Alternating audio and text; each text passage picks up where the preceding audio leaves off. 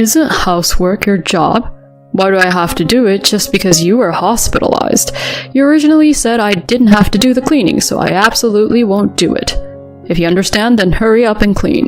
If you don't like it, let's get a divorce. After being hospitalized for 3 days due to overwork, I returned home and was speechless at the deplorable condition of the house. I wondered how the inside of the house could turn into such a mess in just 3 days. The entrance was littered with muddy shoes, and the laundry piled up in the washing machine had an unpleasant smell. The kitchen sink was filled with unwashed pots, dishes, and cups piled up like a mountain. On the table, half-eaten takeout meals in empty containers were left, emitting a foul odor. The floor, of course, was covered in dust and felt gritty. Despite the situation, my husband blamed me for not cleaning and didn't lift a finger to help. And to top it off, he mentioned divorce. I didn't want to worry my kind-hearted in-laws, so I didn't want a divorce. I was more concerned about my in-laws than my husband, so I lowered my head to him. "Can't you reconsider the divorce?" My husband smirked as if he had expected me to say that. Sure, if you really don't want a divorce. My name is Johanna. I love my job. And before I knew it, I was in my 40s. Even so, I didn't mind it too much, but my parents felt sorry for me and started arranging matchmaking meetings. I initially declined the first few proposals, stating my love for work and how I absolutely didn't want to get married. However, the last proposal they brought up was a matchmaking with my childhood friend Melvin, who lives near my parents' house. A matchmaking with Melvin, huh? They've always been kind to me, so maybe I should at least meet him. Convinced by my parents, I agreed to meet him, but it had been a long time since I had seen my childhood friend, with whom I had been matched with. My parents are busy, so we only communicated over the phone. Even during the matchmaking process, I only met with my childhood friend. He is 5 years younger than me, and when we were kids, I used to hold his hand a lot. Yeah, I used to always follow you around, right? When you were little, you were such a cute, spoiled kid that I couldn't help but tease you. That's right. It was during a summer fair when we were little. We reminisced about old memories and hit it off. Melvin said it was okay for me to continue working, so we started dating, and a year later we got married. This happened when I was 38 years old.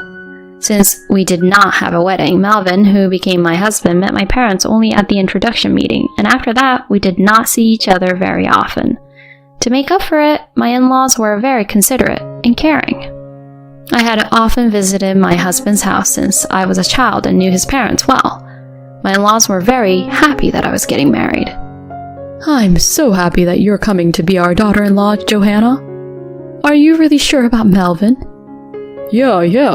This guy has always lived with his parents and can't do anything, you know? Melvin had never lived on his own, and he always said that his parents had taken care of all the household chores and he couldn't do anything. Even so, I thought he could manage some things. Whatever he couldn't do, I could handle. That's what I believed. However, Melvin, the washing machine wasn't running. Just putting clothes in won't do it. You have to add detergent and press the button. Oh, right. I'm sorry.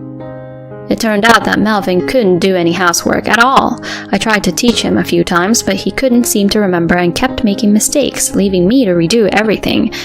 I couldn't help but chuckle at my husband, who apologized with a look of embarrassment, thinking that some things never change from childhood. It's okay, I'll take care of it so you don't have to do anything. Oh, but could you at least handle the simple task of taking out the trash?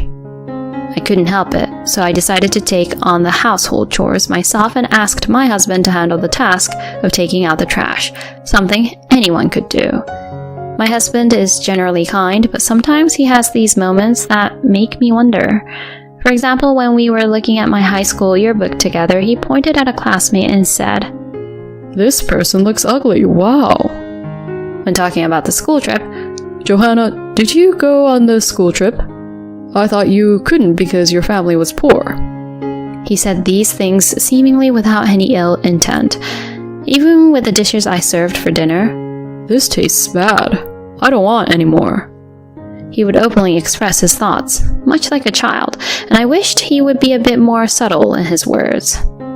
I did bring this up with him once, but He responded with a sulky attitude and refused to listen, so it was impossible to have a conversation about it.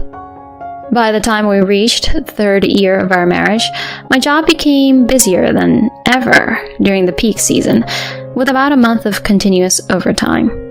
I would come home late at night, leaving me with very little time for household chores. As a result, the house quickly became messy. "Hey, Melvin, could you help with some of the housework?"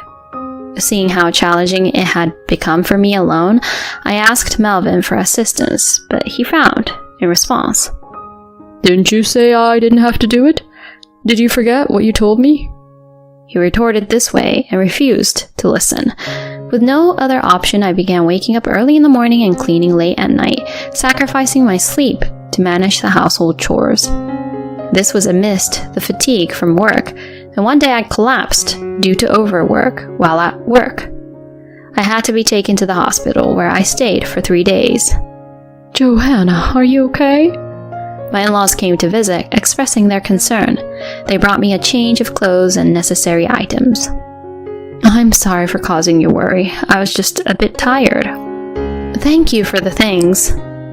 Melvin couldn't make it because he's too busy with work and household chores. He just dropped off the stuff at the doorstep. Although I felt a bit frustrated that he couldn't take some time off, I thought he might be trying his best to manage the unfamiliar household tasks, so I reconsidered. "You've been taking care of me since I was a child, haven't you?" It's okay, it's mutual. More importantly, I'm sorry Melvin couldn't come. He can be a handful like a child, but he's a sincere boy. We're getting older and you're our only support, so please take care of him. Of course. Despite feeling apologetic, I had no choice but to agree. My own parents traveled frequently during my childhood, so my nearby in-laws always looked after me and took me in. They were very kind and took good care of me. Because of their kindness and the gratitude I felt, I couldn't refuse their requests. However, when I returned home from the hospital and saw the state of the house, I couldn't believe my eyes. What's going on here? As I opened the front door, there were muddy shoes scattered all around and there was no place to step. When I tried to wash my hands in the bathroom, I found a pile of dirty, smelly laundry in the washing machine that hadn't been washed. In the living room, the kitchen sink was stacked high with unwashed pots, dishes, and cups. Next to them were leftover takeout food and empty containers emitting a foul smell. The floor was covered in dust, rough to the touch. How did it turn into such a mess in just 3 days? Even though I had just been discharged from the hospital, my head was already spinning. In the living room, my husband was lying on the sofa, relaxing and asleep. "I'm home. Hey, what's all this? The inside of the house looks like a dump. How about cleaning up a bit?" As I confronted my husband, he woke up suddenly and gave me an unpleasant glare. What's the rush? "The house is a mess. Weren't you supposed to take care of things while I was in the hospital? What have you been doing?" I scolded him, and in response, my husband shouted in anger. Shut up. Isn't housework your job? Why should I have to do it just because you decided to go to the hospital on your own? You originally said I didn't have to do any housework, so I absolutely won't. You even said you would do all the housework, so I've put up with it. My husband became furious and yelled back at me. I was taken aback by his sudden change in demeanor, but it seemed like he was very upset about being scolded by me. I had always been the caring older sister figure who would do anything if asked, so perhaps he had expected an easy life after marriage. He uttered in frustration, "This has been disappointing." I had thought that the reason he couldn't come to visit was because he was working hard on the housework, so I felt betrayed. I was further perplexed by his attitude. What's going on all of a sudden? Then my husband began speaking as if he had given up on hiding something. "I'm dating a wealthy CEO's daughter in her 20s now. She's much younger and more attractive than you, and her family is rich. Plus, she's an excellent cook. You're nothing like her. There's no benefit for me in being with you anymore, so let's get a divorce." His words left me in shock. My husband had been having an affair. while I was busy with work and house chores. I hadn't noticed his change during those busy days. I'll pay you alimony, you know. About $1,000. My husband, unfazed by my reaction, said with a laugh, I should probably divorce such a husband quickly. I understand that, but my in-laws were on my mind. My in-laws had asked me to take care of Melvin. If I divorced him in this state, it would only burden my elderly in-laws. Thinking about that, I couldn't bring myself to agree to a divorce. Could you reconsider the divorce? When I lowered my head to my husband, he gave me a triumphant look. I didn't know you liked me that much. Fine, we won't divorce, but you'll do all the housework, from taking out the trash and everything else. I won't do anything. Also, I plan to quit my current job and change careers, so you'll have to cover all the living expenses during that time. Oh, and improve your cooking skills. If you can't accept these conditions, then it's divorce. Understood. Reluctantly, I accepted these terms, feeling like a servant. A week later, my in-laws who came to check on me visited my home, so I opened the door. Johanna, how are you feeling? When my parents-in-law saw my face, they turned pale. Is something wrong? Never mind that. Just look in the mirror. Being dragged by my mother-in-law, I went to the bathroom and looked in the mirror as instructed. There, I was shocked. What is this? In the mirror, I saw a gaunt, disheveled figure with pale skin and a lifeless expression. I had been so busy with work, house chores, and taking care of my husband that I never took the time to look at myself in the mirror. To think I looked like this, my parents-in-law, upon seeing my condition, cried, I'm so sorry, Johanna. You should just leave Melvin. We are truly sorry for burdening you. You don't need to worry about us. Please, divorce that guy. They repeated their apologies many times. Afterward, we had a family meeting and the divorce was finalized, with my husband agreeing to pay proper alimony, not just the $1,000 he initially suggested. It seemed my husband never had any intention of continuing our married life. He had merely used me as an ATM for living expenses during his period of unemployment. My parents-in-law were furious with him and demanded an apology, but I, exhausted, declined their request and returned to my parents' home. The alimony was successfully transferred, and a month after the divorce was finalized, my parents had reserved a fancy restaurant for me today. As I waited for my parents, who were running late due to work, I was surprised to hear someone say, "Huh?"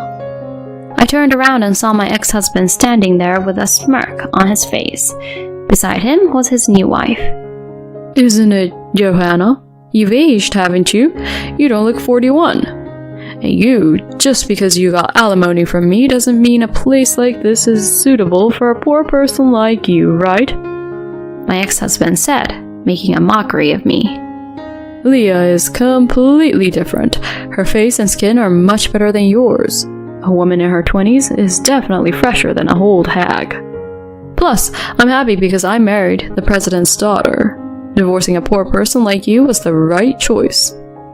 My ex-husband started boasting about his new spouse. When he mentioned a name, it sounded familiar. I couldn't help but stare intently at the new spouse. The moment the new spouse awkwardly looked away, I suddenly realized. I see, that's how it was. Melvin, you've been mocking me for so long, but the foolish one here is you. I'll give it back to you twice as hard. Understanding everything, a little smirk escaped from me. Ignorance is bliss. My condolences. What do you mean? Don't make excuses just because you're frustrated. As my ex-husband continued to confront me, I explained to him. Your new spouse, Leah, was my classmate, you know. Huh? What are you talking about? Leah is in her 20s. Do you seriously think you can pass for being in your 20s yourself? No, Leah is different. She's the same age as me, but she's lied about her age. She's probably had some plastic surgery to look younger. Do you remember when you saw my high school album and called someone ugly? That was Leah. I recognized her because there's a resemblance. Saying this, Johanna's husband looked wide-eyed at his new spouse. No, you got it wrong. As the new spouse denied it, while acting suspiciously, I managed to guess her personal information. Come to think of it, you had a distinctive mole on the back of your neck, didn't you? I remember because our classmates used to tease you about it. Upon hearing their accusation, the husband turned pale. It seemed to be true. When confronted by her husband, the new spouse confessed. It turns out, the new spouse had a complex about her face and ended up repeatedly getting plastic surgery, leading to a dependence on it. She also lied about their age. My ex-husband was dumbfounded by the confession of his new spouse, but I have more money than you, he shouted. I sighed at my ex-husband's words. It seems like you've been mistaken for 41 years, but I'm not poor. My parents were busy running a company, that's all. In other words, I'm a president's daughter, and our family is reasonably well off. It seems my ex-husband used to think of me as a poor child who was often left in others' care when I was young, assuming my parents were desperately working. However, it turns out it was my ex-husband's parents who received financial support by taking care of me. While my parents' house was small for our family to live in, they mostly stayed at the company overnight, so the house was originally purchased for my use by them. By the way, the reason I worked so hard was not because I was poor, but because I didn't want to lose to my parents. I wanted to show them I could succeed on my own. When I told him this, my ex-husband was in a state of shock. That's when my parents arrived. I've heard everything. Dad is furious and giving a lecture to my ex-husband. Mom is smiling faintly, but it's the face she makes when she's angry. In this unexpected situation, my ex-husband turns pale and panics. Then the surprised manager arrives due to my dad's orders and tries to kick them out. What are you doing? Aaliyah is the president's daughter, you know? And yet, do you really think it's okay to treat her like this? In response to the shouting ex-husband, my mom chuckles. You don't know anything, dear. Her family's in the red and on the brink of bankruptcy. Their company has so few employees you can count them on one hand. It's a tiny, struggling business. That's... My mother revealed the truth, and my ex-husband and his new spouse seemed on the verge of starting a fight, eventually being escorted out by the manager. I couldn't help but think, serves him right. Afterward, my parents sincerely apologized to me. My parents talked about how they pushed for my marriage to my ex-husband just because his parents were nice people. I didn't blame my parents because I had similar thoughts. Furthermore, they insisted that next time they would find someone good, but I politely declined. I'm already in my 40s, my career is going well, and I've built a solid professional foundation. From now on, I intend to live my own life and trust any good encounters to the course of destiny. A year later, I received a message from my ex-husband. It seems that at first he had a good time with his new spouse, but as my mother predicted, the new spouse's company went bankrupt. With no money left, the new spouse couldn't afford cosmetic maintenance, resulting in an inability to maintain a youthful appearance. She ended up looking older than their actual age. My ex-husband tried to get a divorce, but it seems his new spouse refused, reasoning that they had finally gotten married. Furthermore, my ex-husband has been abandoned by both his ex-in-laws and can't return to his family home. He's also been shunned by friends, so it seems he has no one to turn to. He doesn't have a job, and even part-time work doesn't last long for him. He came to me asking for alimony, claiming he's in financial trouble. But of course, there's no way I'll give him any. When I told him that if he contacts me again, I'll consult a lawyer, he never reached out again. I quit the job I was doing and joined my parents' company. Although I'm currently busy working as the future president, I find my work fulfilling and lead very satisfying days.